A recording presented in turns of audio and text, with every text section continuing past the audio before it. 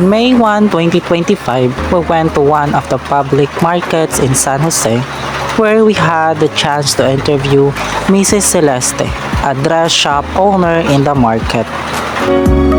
So hi guys, nandito tayo ngayon sa tailoring shop po ni Tita Tessie na located dito sa San Jose Public Market. Pasok tayo guys.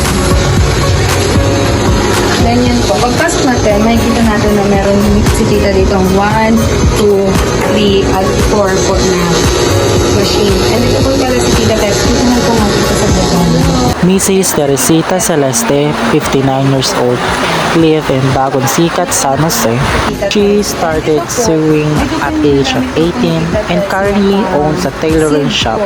However, she is only renting the space for 150 pesos per month. Po siya magtayo ng mga pang-abay. Yan guys. Maganda po yung pagkakatay, pulido po siya. Yan, may iba din pong color like this. Yan. And ito, tulad nito guys. Oh.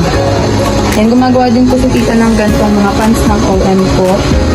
Yan, makikita po natin tayo sobrang pulido guys. Sobrang ganda. Then yan, nagatayo din po si Tita ng iba't ibang klaseng uniform, pang Adventist. Yan guys. Pang... Oh, nga ito ba? Daw lang. Yan, lahat ng school Tita nagagawa si yan po. Yan o, like this. Oh, ang ganda ng damit. Then yan yung nga po. And meron din po si Tita lang ginagawa dito yung parang sa mga Pilipiniana. Ganyan po. Yan.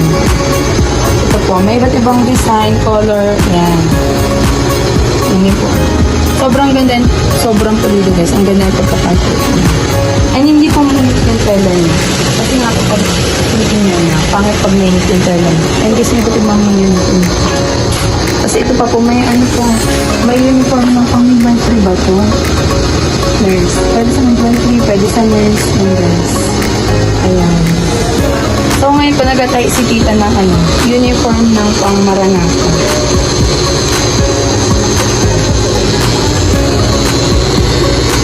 And yun guys, oh, ang daming ano, sinulid ni Tita. Iba't ibang color yung mga sinulid ni Tita.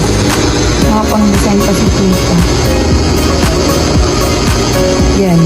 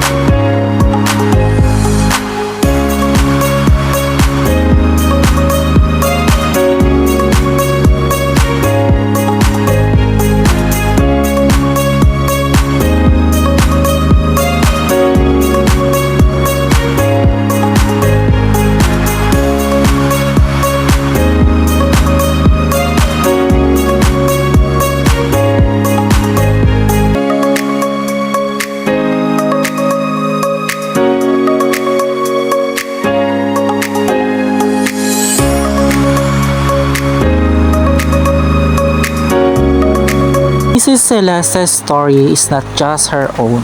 It's the story of every Filipino worker who faces each day with quiet strength, unwavering dedication, and hope for a better future.